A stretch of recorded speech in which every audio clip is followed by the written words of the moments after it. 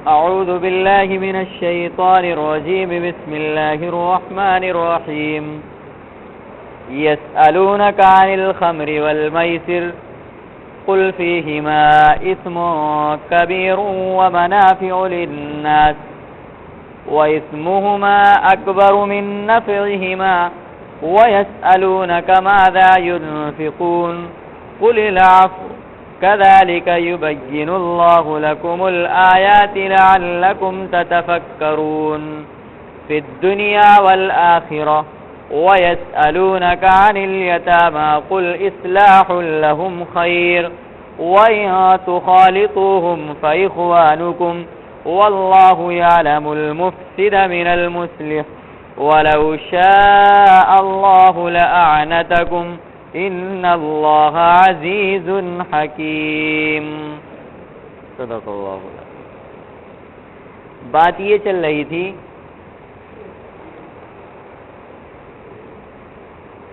قرآن پاک میں شراب کے متعلق یہ پہلی آیت نازل ہوئی ہے اور تدریجی طور پر آہستہ آہستہ کر کے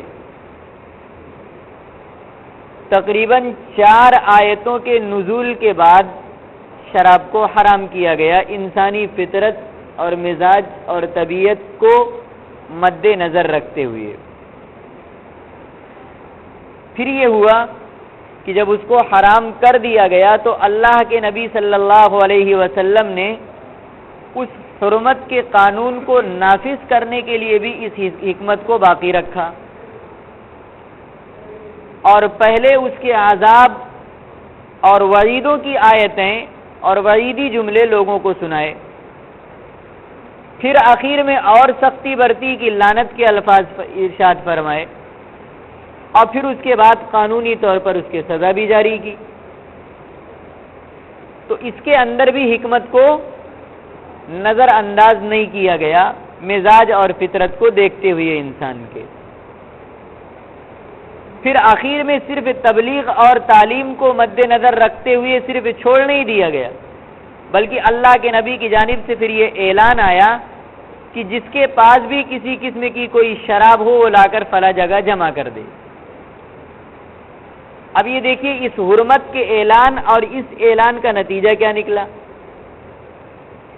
حضرات صحابہ کرام نے یہ اعلان پاتے ہی پہلے ہی حکم میں گھر کے اندر استعمال کی اور یوز کی جو شرابیں تھی ان سب کو لا کر باہر بہا دیا.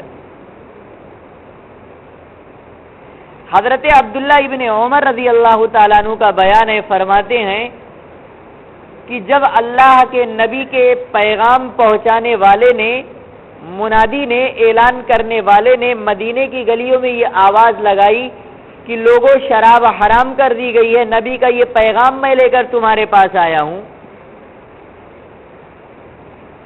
عبداللہ ابن عمر کہتے ہیں یہ پہلی آواز ابھی لوگوں کے کان میں پہنچ رہی ہے، لیکن حال یہ تھا حضرات صحابہ کا کہ اگر کسی کے ہاتھ میں شراب کا جام کا گلاس تھا، جام تھا، تو اٹھا کر انہوں نے وہیں پر پھینک دیا.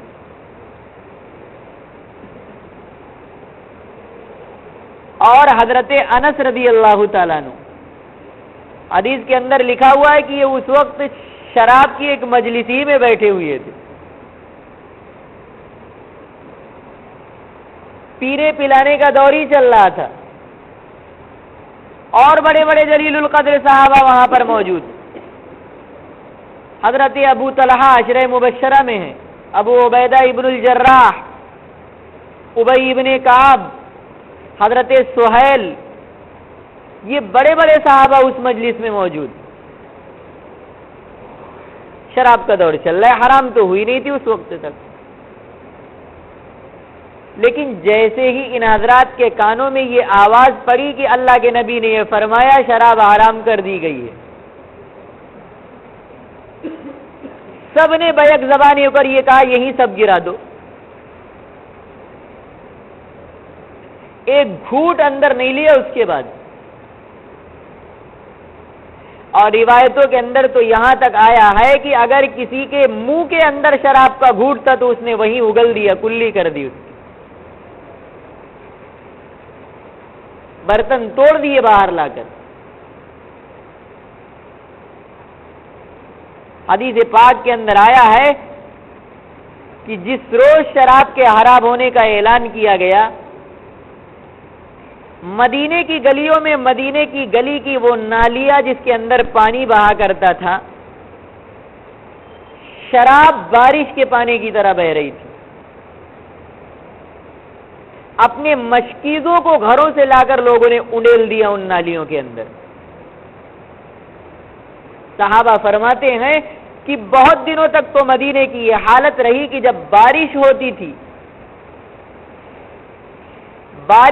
تھی تو مدینے کی مٹی، وہ گلیاں اور وہ زمینیں شراب کی بدبو اور شراب کے دھبوں سے بھر جایا کرتی تھی۔ اتنا شراب گرائی گئی آرام کے بعد کہ چوس لیا تھا زمین۔ اور پھر اللہ کے نبی کا یہ اعلان کہ جس کے پاس کچھ بھی ہو کسی قسم بھی کی شراب، لا کر فلاں مقام پر جمع کر دے۔ گھر کے اندر تو یوز کی جو شرابیں تھی ان کا یہ حال ہوا۔ اب کسی کے پاس اسٹاک اور اگر ذخیرے میں کچھ رہ گیا تو وہی شراب رہ گئی تھی جو مال تجارت بزنس کے طور پر رکھی ہوئی تھی مارکیٹ کے اندر۔ اللہ کے نبی کا اعلان بلا کسی تأمل کے، بلا کسی رد و قضا اور جرح کے، ایک مرتبے کے اعلان میں وہ ذخیرے اور اسٹاک میں جو شرابیں مارکیٹ کے اندر تھی وہ سب لا کر جمع کر دی گئی، اور اللہ کے نبی خود بنفس نفیس جا کر ان کے مشکیزوں کو چاک کر کے ان کو بہایا، اور بہت سارے مشکیزوں کو ان کے حوالے کیا کہ تم اپنے ہاتھوں سے چاک کرو، اپنے ہاتھوں سے اس کو بہاؤ۔ ایک صحابی کا واقعہ لکھا ہوا ہے کہ وہ شراب ہی کی تجارت اور بزنس کیا کرتے تھے۔ اتفاق ایسا ہوا کہ جس زمانے میں حرام ہوئی وہ ملک شام سے شراب درآمد کیا کرتے تھے، یعنی امپورٹ کیا کرتے تھے، لا کر مدینے میں بیچتے تھے۔ وہ اپنی سارے سرمایے کی پونجی لے کر مارکیٹ گئے ہوئے تھے شام شراب لانے کے لیے، پوری پونجی اس میں لگا کر وہ ذخیرہ لے کر آ رہے تھے۔ مدینے میں داخل ہونے سے پہلے ان کو یہ اطلاع ملی کہ شراب تو حرام کر دی گئی۔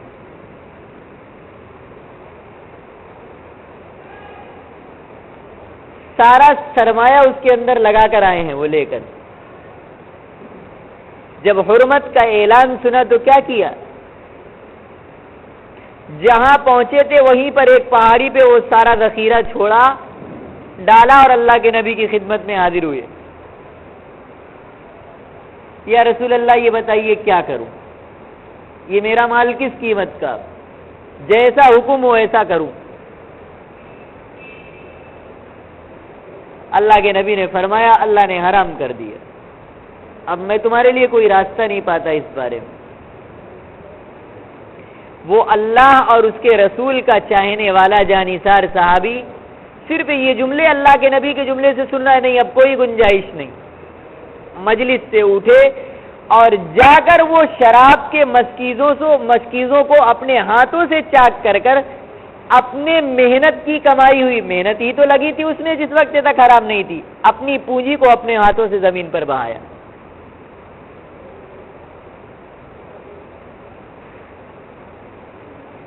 سمجھ میں آ رہی بات؟ حرمت کے بعد یہ اعلان کا نتیجہ نکلا۔ اب آپ غور کیجئے ذرا، یہ آیات اور یہ واقعات جو آپ کے سامنے ابھی آئے، یہ حرمت کا نمونہ، مسلمانوں نے اس پر عمل کیسے کیا، آپ کے سامنے ایک نمونہ آیا کہ وہ چیز جو تھوڑی دیر پہلے ان حضرات کے فطرت میں شامل تھی، گھنٹہ نہیں گزرتا تھا کہ اس کے بغیر ان کا وقت نہیں گزرتا تھا، سرمایہ زندگی بن چکی تھی ان کی۔ صرف ایک اعلان نے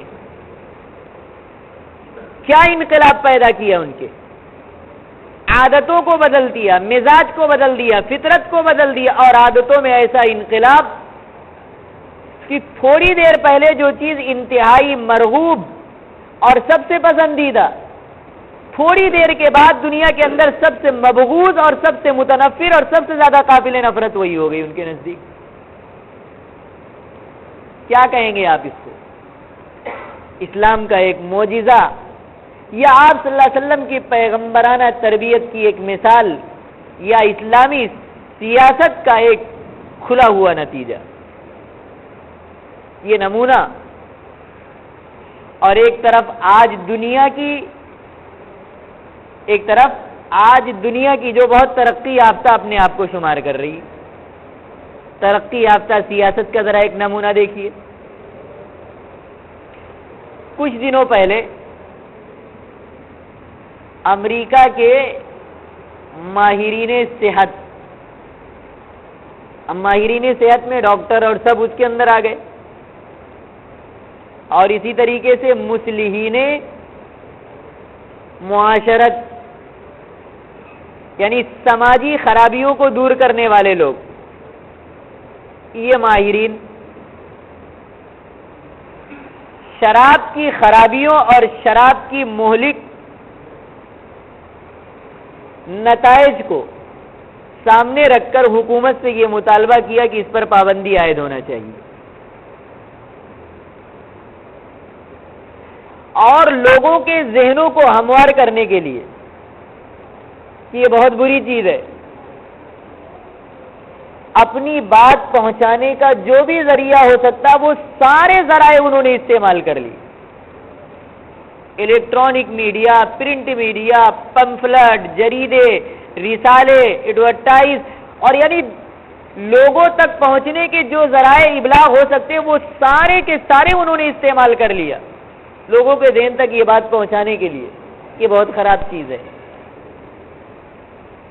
پھر اس کے بعد امریکی پارلیمنٹ سے بل پاس ہوا اور قانوناً اسے منع کر دیا گیا۔ ہوا کیا؟ وہ ترقی یافتہ اور تعلیم یافتہ کہی جانے والی قوم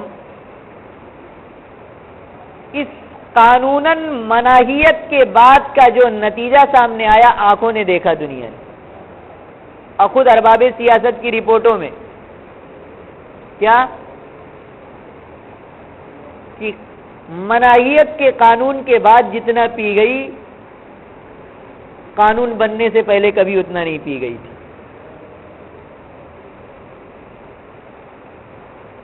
قانون بننے سے پہلے اتنا نہیں پی گئی تھی۔ نتیجہ یہ ہوا کہ جو قانون بنا تھا اس کو منسوخ کرنا پڑا۔ ایک طرف آج سے 1400 سال پہلے مسلمانوں کا حال دیکھیے، اور دوسری طرف آج کے ترقی یافتہ اور تعلیم یافتہ کہے جانے والے لوگوں کا حال دیکھیے۔ آخر وہ کون سی چیز تھی؟ وہ کون سی چیز تھی جس نے اتنا بڑا فرق کیا کہ ایک اعلان پر ساری کی ساری پونجی کو زمین پر نچھاور کیا جا رہا ہے، اور ادھر کروڑوں ڈالر خرچ کرنے کے بعد سارے ذرائع ابلاغ استعمال کرنے کے بعد نتیجہ صفر میں ہے، بلکہ زیادہ استعمال ہو رہی ہے۔ اصل بات یہ ہے کہ شریعت نے کبھی بھی انسانوں کی اصلاح کے لیے قانون کا صرف اور صرف سہارا نہیں لیا۔ قانون جاری کرنے سے پہلے ذہنی تربیت، عبادت، زہد، تقوی، اور سب سے بڑا کیمیائی نسخہ فکر آخرت،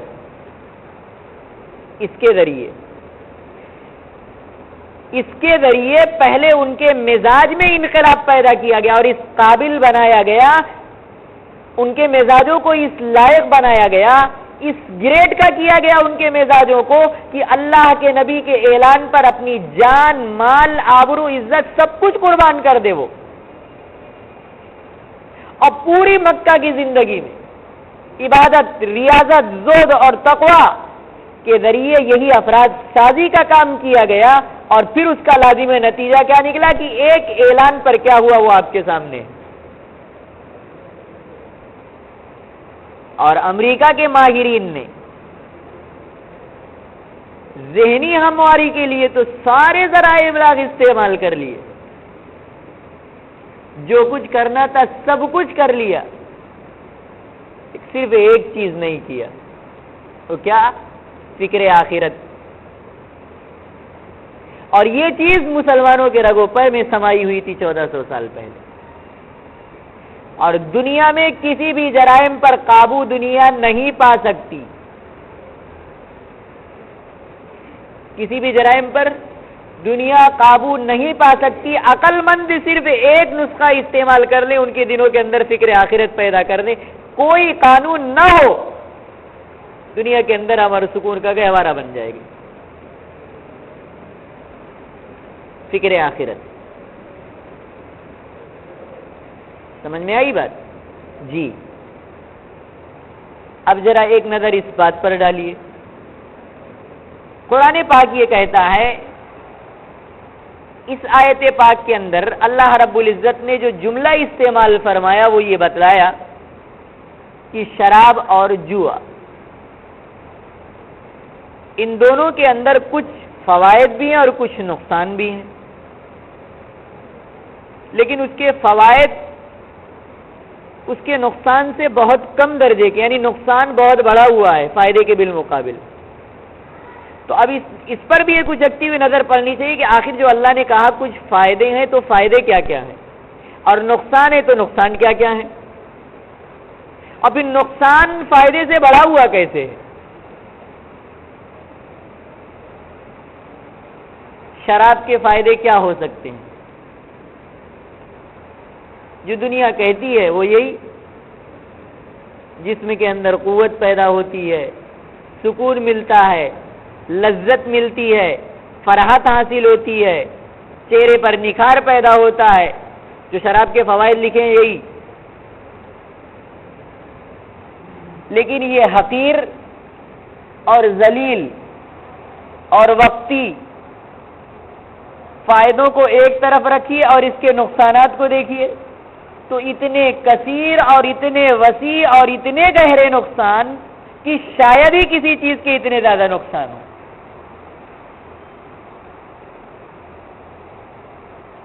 سب سے پہلے یہ دیکھیے کہ جسم پر شراب کا کیا نقصان اور کیا اثر ہوتا. فائدے تو آپ نے دیکھ لیے، اللہ کہتا ہے اس کے اندر نقصان اس سے بڑھ کر ہے. جسم پر جو سب سے پہلا نقصان شراب کا اثر کرتا ہے پیٹ میں جاتی ہے. پیٹ میں شراب کا عادی شخص جو ہوتا ہے، معدہ جو جسم کے اندر خون کو بنانے کا ایک ذریعہ ہے، معدہ اپنے فعل کو ختم کر دیتا ہے،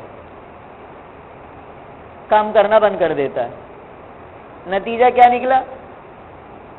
کھانے کی خواہش ختم، چہرے کی رنگت بگڑ گئی. معدے نے کام کرنا بند کیا تو پیٹ پھول کر مٹکے کی طرح باہر. سمجھ میں آئی؟ یہ ظاہری اثر. اور خود ان کے لوگ اپنی کتابوں کے اندر لکھ رہے ہیں.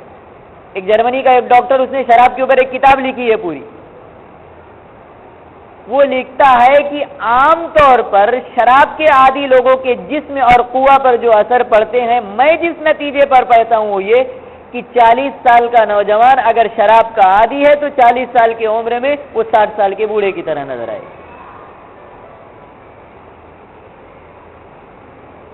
اور اتنا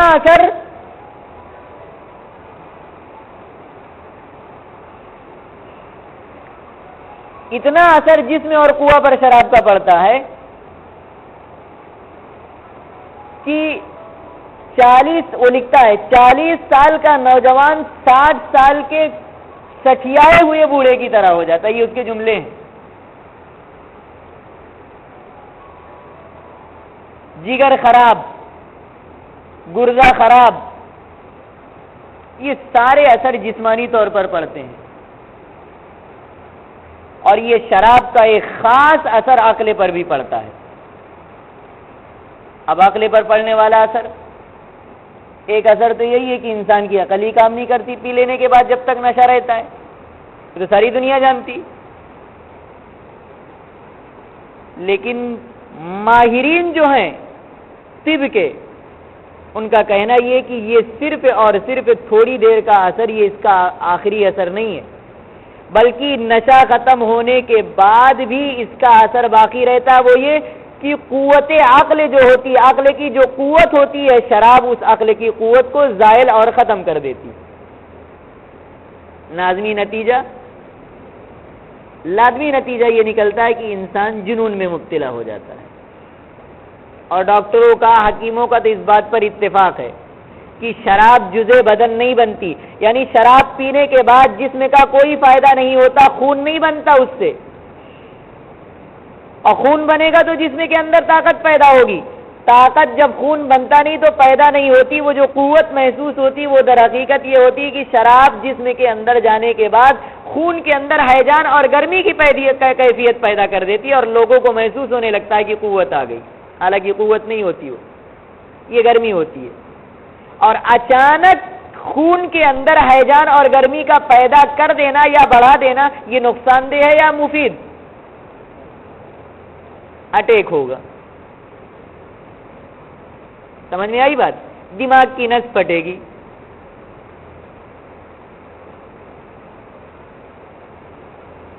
इसी तरीके से शराब का एक और नुकसान, शराइन, वो रगें जो इंसानों के जिस्म में रूहें पहुंचाती हैं, यानी जिस्म को तरोताजा रखने के लिए जो रूहें, नसें हैं, उनको शराइन कहा जाता है। शराब का ये नुकसान है कि उससे वो नसें जो है कड़क और टाइट हो जाती हैं। क्या होता है? दमे का मरीज। और असर क्या होता है? आवाज भारी। और असर क्या होता है? असर ये होता है कि आवाज भारी होती है और दायमी खांसी का आदमी मरीज हो जाता है। आपने देखा होगा अपनी नजरों से, दायमी खांसी का मरीज हो जाता है, और फिर आगे चलकर उसका फेफड़ा खांसते खांसते काम करना बंद कर देता है। समझ में आ रही बात? ये असर है जिस्म पर। इसी तरीके से जिस्म के साथ साथ कुरान पाक ये कहता है शराब का एक बहुत बड़ा नुकसान ये भी है कि जहां जिस्म और अक्ल पर इसका असर पड़ता है, वहीं जाहिरी तौर पर बिल्कुलिया मुआशरत, सोसाइटी, तमद्दुन के अंदर भी शराब का एक बहुत बड़ा नुकसान होता है। कुरान कहता है ना, कल आपके सामने आयत आई थी, वयुरीदु शैतान अन युक़िया बैनकुमुल अदावत वल बग़ज़ा फिल खम्रि वल मैसिर, कि शैतान तो ये चाहता ही है कि शराब और इस जुए के जरिए तुम्हारे बीच में अदावत और दुश्मनी, लड़ाई और झगड़े पैदा कर दे। शराबी आदमी लड़ाई और झगड़े पर तुला ही रहता है। पी लेने के बाद देखो, बाहर नहीं तो घर के अंदर हर एक के ऊपर हाथ छूटा हुआ है। माँ बोले तो माँ को मारेगा, बीवी बोलो तो बीवी को मारेगा। क्या ये? कुरान ये कहता है मुआशरे और सोसाइटी की बर्बादी है इसके अंदर। और ये इतनी बड़ी खराबी कि कुरान ने बाकायदा बयान किया। कुरान की नजर में ये बहुत बड़ी खराबी शराब की, तमद्दुनी, लड़ाई और झगड़े, फितने और फसाद का सबब बन जाती। और एक बहुत बड़ी खराबी ये भी है, शराब पीने के बाद जब शराबी नशे की आलम में होता है, मदहोशी के आलम में होता है, अकल तो काम करती नहीं। उस बेहोशी के आलम में बहुत सारी राज की बातें और अंदर की बातें भी वो बक जाता है। कितना बड़ा नुकसान इसका हो सकता है। एक घर के राज को शराबी शराब की हालत में रोड पर आकर बके, या घर के अंदर बके, बाहर के लोग मजमा लगाकर सुने, ये अच्छाई की बात। اور اگر خدا نخواستہ وہ کسی حکومت کے رازدار عہدے پر ہے اور شراب کی حالت میں اس نے یہ راز فاش کر دیا تو ملک کے اندر انقلاب آ جائے گا، انقلاب۔ اور ماہرین جاسوس جو ہوتے ہیں وہ اس کی تلاش میں رہتے ہیں کہ جو رازدار ہے اس کو شراب پلا دو۔ بہت بڑی خرابی، تمدنی خرابی ہے، معاشرتی سوسائٹی والی خرابی۔ اور اسی طریقے سے ایک روحانی خرابی پیدا ہوتی ہے، وہ کیا؟ قرآن کہتا ہے وَيَصُدَّكُمْ عَنْ ذِكْرِ اللَّهِ وَعَنِ الصَّلَاةِ۔ شرابی آدمی نشے کی حالت میں نماز پڑھ سکتا ہے، عبادت کر سکتا ہے، ذکر کر سکتا ہے، نہ کچھ نہیں کر سکتا۔ کتنا بڑا نقصان آپ دیکھ رہے ہیں نا، جسمانی نقصان، عقلی نقصان، معاشرتی اور تمدنی نقصان، روحانی نقصان،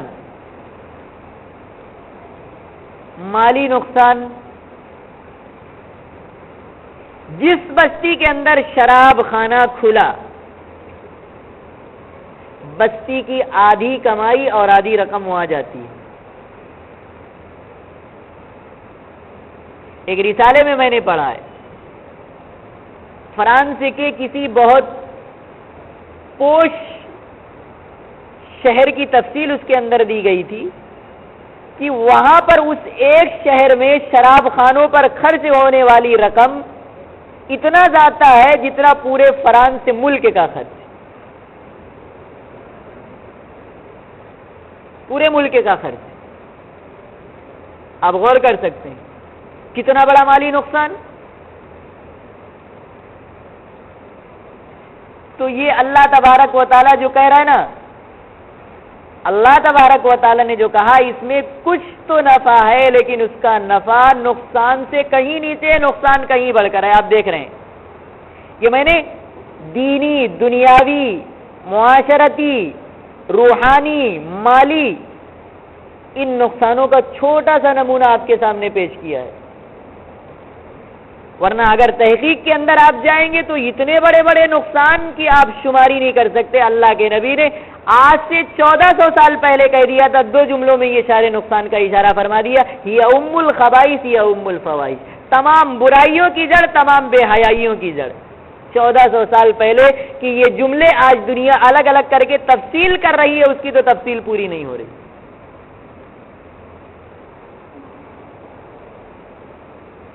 جرمنی کا وہ ڈاکٹر اپنی کتاب کے اندر لکھتا ہے کہ میں یہ ضمانت لیتا اور یہ دعویٰ کرتا ہوں کہ اگر آدھے شراب خانے بند کر دیے جائیں، آدھے شراب خانے بند کر دیے جائیں تو آدھے ہاسپٹلز اور آدھے جیل بے ضرورت ہو کر خود بخود بند ہو جائیں گے۔ لکھتا ہے اسلام کی جو بہت ساری خوبیاں ہیں، میں ان خوبیوں میں غور کر کے نتیجہ ایک ایک کے نتیجوں کو دیکھتا چلا آیا ہوں، لیکن ان خوبیوں میں سے بہت بڑی خوبی جو مجھے نظر آئی وہ اسلام میں شراب کا حرام ہونا۔ سمجھ میں آ رہی بات؟ اور بھی انشاءاللہ کچھ باتیں آپ کے سامنے اس پر کل رکھی جائیں گی۔ دعا کیجیے اللہ تبارک و تعالی ہمیں قرآن پاک کی صحیح سمجھ نصیب فرمائے اور کما کو اس پر عمل کی توفیق عطا فرمائے۔ اللہم صلی علی سیدنا و شفیعنا و حبیبنا و مولانا محمد و علی آل سیدنا و مولانا محمد و بارک وسلم۔ ربنا آتنا فی الدنیا حسنہ وفی الآخرۃ حسنۃ وقنا عذاب النار۔ اللهم احفظنا من كل بلاء الدنيا وعذاب الآخرة، اهدنا الصراط المستقيم صراط الذين أنعمت عليهم غير المغضوب عليهم ولا الضالين، وصلى الله تعالى على خير خلقه محمد وعلى آله وأصحابه أجمعين برحمتك يا أرحم الراحمين۔